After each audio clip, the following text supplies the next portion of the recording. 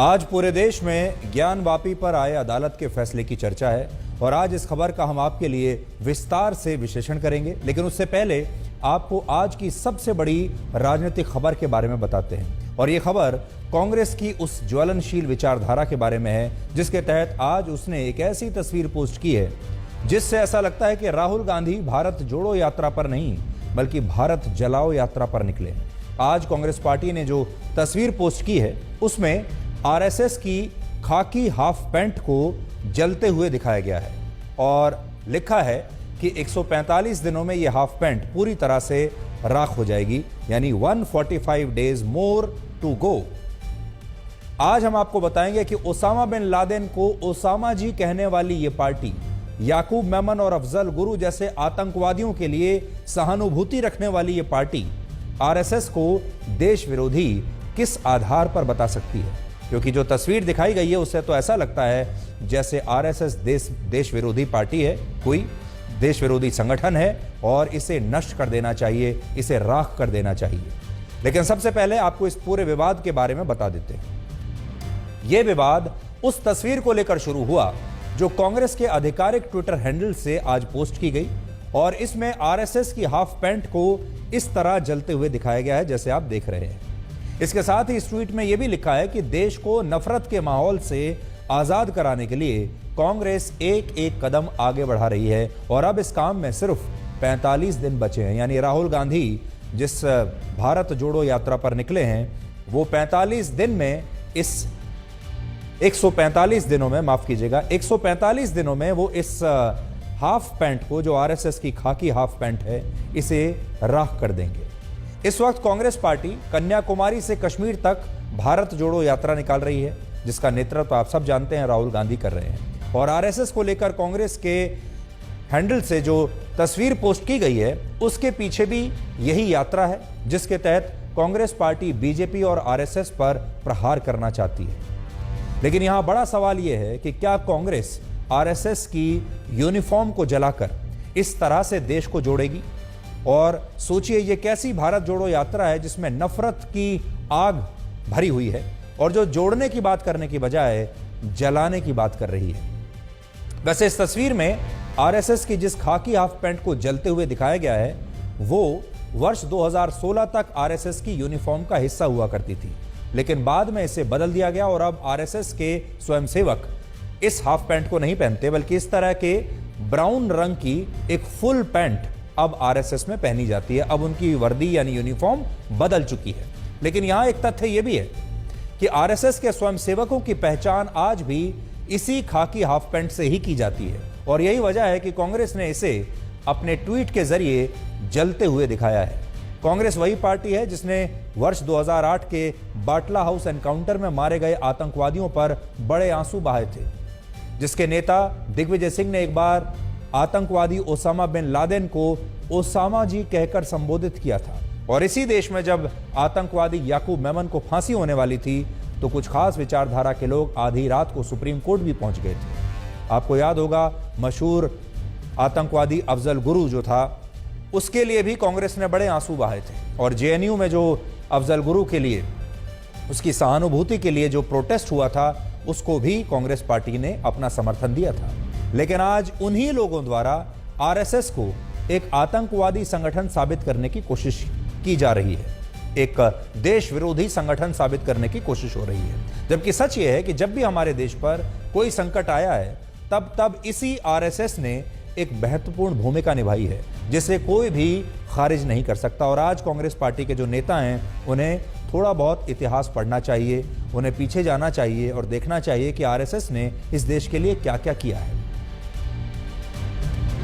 इस तस्वीर के माध्यम से बहुत ही सोच समझ करके एक षड्यंत्र के अंतर्गत राहुल गांधी और कांग्रेस पार्टी ने एक संदेश भेजा है वहां के आतंकवादियों को कि आप जो संघ के कार्यकर्ता हैं, जो भाजपा के साथ जुड़े हुए हैं, those who are associated with a particular ideology, they should be killed, they should be eliminated, they have no place in the politics of Kerala.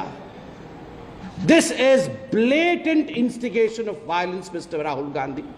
ये भारत जोड़ो है, ये आग लगाओ यात्रा है। ऐसा है कि भारत को जोड़ने का काम कोई भी करेगा तो अच्छी बात है, लेकिन जोड़ेंगे किससे?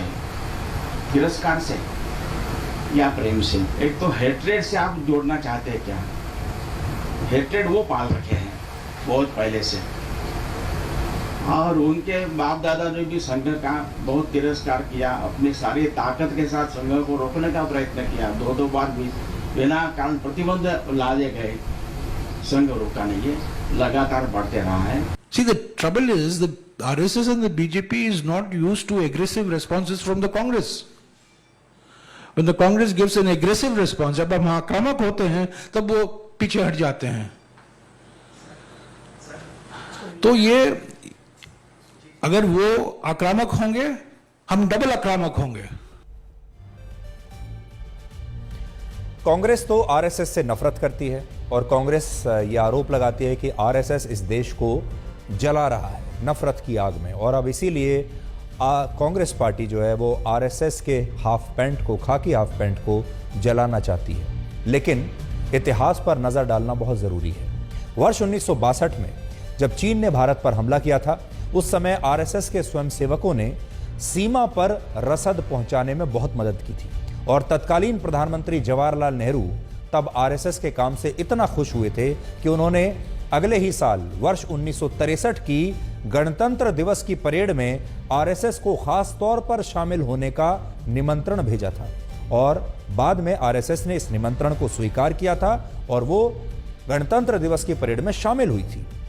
वर्ष 1963 की ये तस्वीरें देखिए, जब आरएसएस के स्वयंसेवक गणतंत्र दिवस की परेड में शामिल हुए थे। सोचिए आप, उसी आरएसएस की हाफ पैंट को अब राहुल गांधी जलाना चाहते हैं। 1963 में उन्हीं के पार्टी के जवाहरलाल नेहरू, जो कि इंदिरा गांधी के पिता थे, उन्होंने खास तौर पर आरएसएस को इनवाइट किया, निमंत्रण भेजा कि वो गणतंत्र दिवस की परेड में शामिल हों। और आज इतने वर्षों के बाद 2022 में कांग्रेस पार्टी कहती है कि इस हाफ पैंट को जला देना चाहिए। कांग्रेस पार्टी को शायद पता नहीं होगा कि उस जमाने में जवाहरलाल नेहरू ने आरएसएस की बड़ी तारीफ की थी। उन्होंने कहा था कि मेरी पार्टी का संघ के साथ वैचारिक मतभेद हो सकता है, लेकिन जब देश संकट में हो तो हम सबको एकजुट होकर काम करना चाहिए, और आरएसएस ने ऐसा ही किया है। 1962 के चीन के साथ युद्ध के सिर्फ 3 वर्ष बाद भारत को एक बार फिर से लड़ाई लड़नी पड़ी, युद्ध लड़ना पड़ा।